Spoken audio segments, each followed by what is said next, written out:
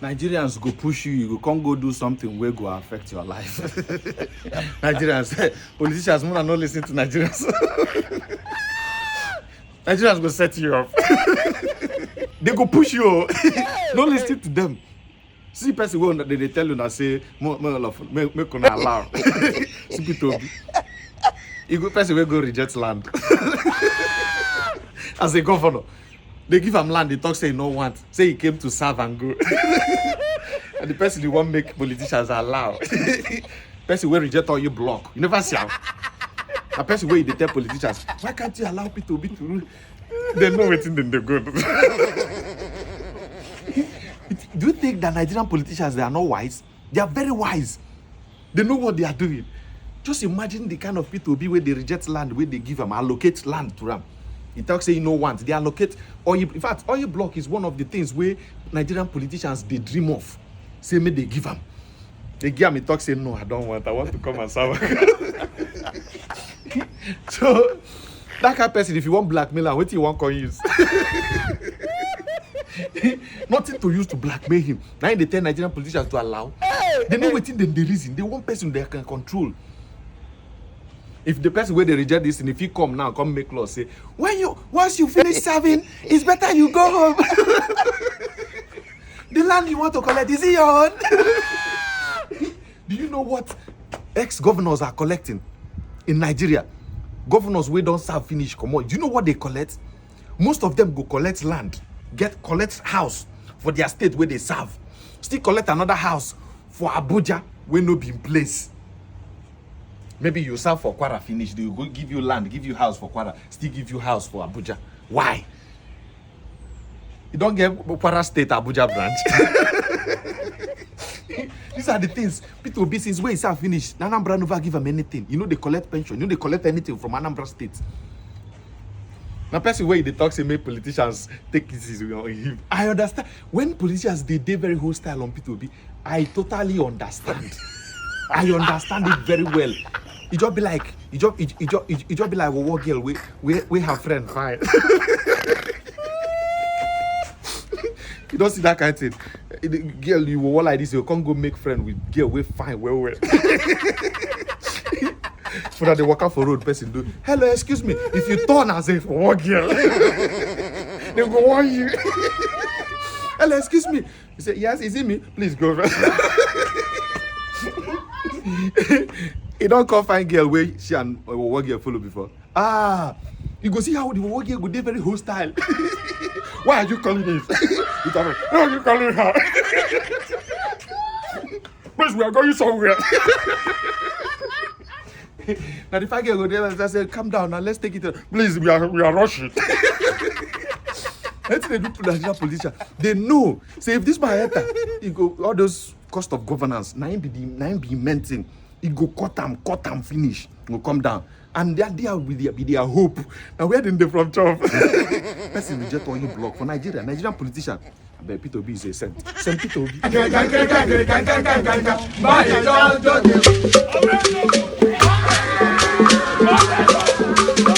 Mama mia. To do something and shine. 400 days in office, you tied roads and all that. Don't insult us. That's not development, that's infrastructure. The quality of the human person is what defines the state. So it's not impossible. This can be done. I'll cite 2 examples. One was when Peter was governor, there was this, we were 1 a.m. He said, okay, come and see. See how much I've saved today. Because when he gets a 5, he will check the unit cost, take the total. Take the unit cost. If it's too high, he will call people in the market. So they realize that they will give him the correct unit cost, knowing he verifies, and then give a wrong total. He will also check that. After calculating, maybe you put about 14.7 million, he finds out it's 9.3. He will write 9.3, approved. He say, look, why don't you disincentivize this thing? Some of them can be arrested. He said, no. See, if you want to sleep and there are too many rats in your house, you know it's the fish they want. Don't use a wooden basket, use the metal thing. Once you're sure they won't take your fish, sleep. So a leader must have the capacity to tell you, when I became governor, by influence of somebody called Professor ABC Wonsun, asked him. He asked me to go and see certain people. He's still alive. I said, I won't see them. I'm contesting to be governor of Anambra State, and I'm not from Anambra. And when I became governor, I used to quarrel with people who were not happy with me. If you know that the elites in Anambra, even till today, are not happy with me. And it's not that I know it, because I go to see a president then who tells me, Peter, nobody is happy with you. And I say, Mr. President, I didn't promise people happiness. I promised to fix school. I promised to fix school. I promised to fix health. I promised to, because the only thing that would have made them happy is to give them public money, which I'm not ready to give anybody. And that's it. So let me even tell Nigerians, which you don't know, there's nothing in our constitution called security vote. Anybody who tells that security vote is in our constitution is a lie. There's nothing in our constitution called security vote. It is a terminology that was over the years formulated for one thing or the other. What we have is a contingency fund. And that contingency fund is meant to be there. And I can say today that it's been abused. It has become the source, our biggest source of waste. Security vote is not supposed to be more than 2, 3, maximum 4% of the expenditure. But you have a situation today where it constituted 20, 30%. When I started, I recall somebody telling me, just to say you have bad feet, somebody telling me that my security vote can be as much as 12 billion. So 1 billion per month. And I said, fine. How much are we giving to primary schools per year? And they said, we have 1,040 primary schools. I said, so if we give the primary school 5 million, it will amount to 5 billion. So it will be remaining 7. We have 257 actually secondary schools. And I said, we'll give each 10 million per year. That's what I give them. And these are things you want to, can check me. So I said, remove it. So they removed it from the remaining 7.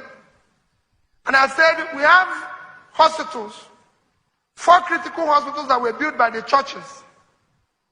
They were Yenu, Boromeo, St. Joseph Adazi, and the one in Ihala, Our Lady of Lords.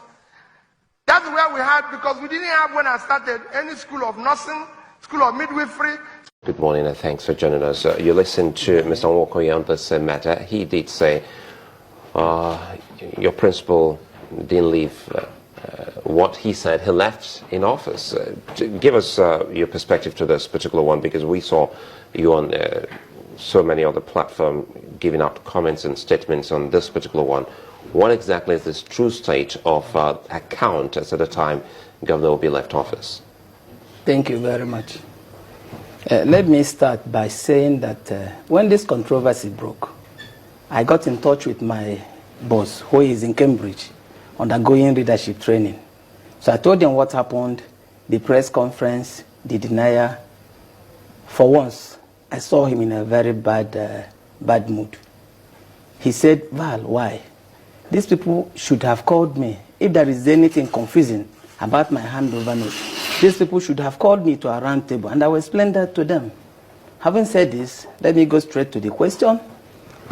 The issue of handover note, 75 billion and all that, and the press conference, everything about the money Mr. Peter Obi left is documented.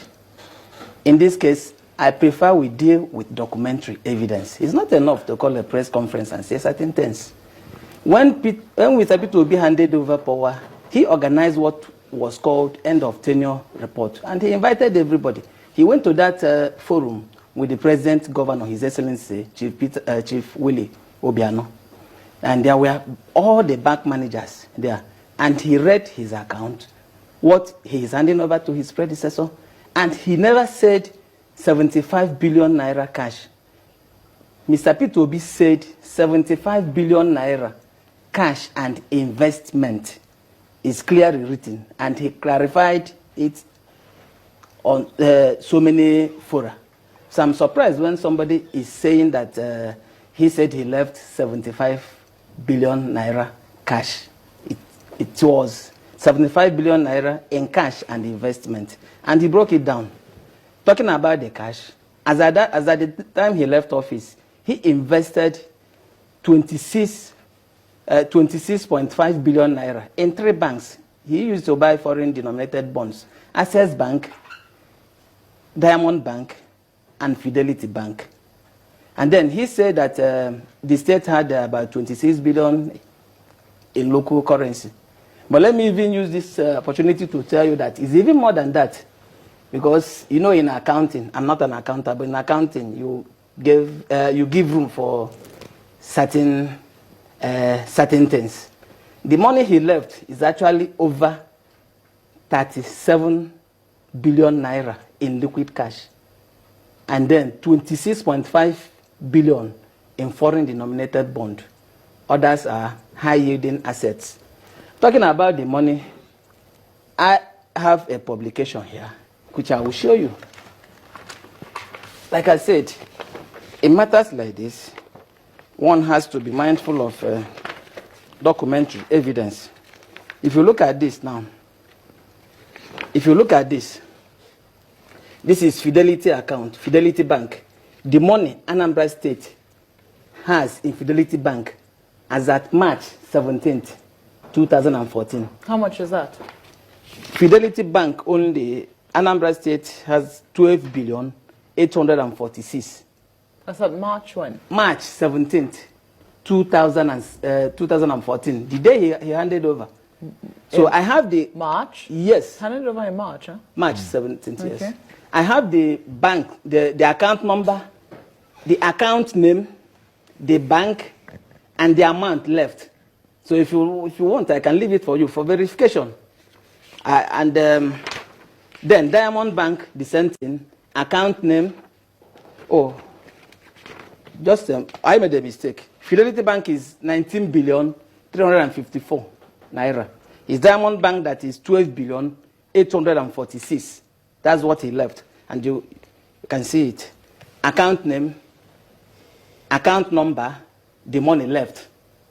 Then come to... You know, we must take into cognizance that this are not, these notes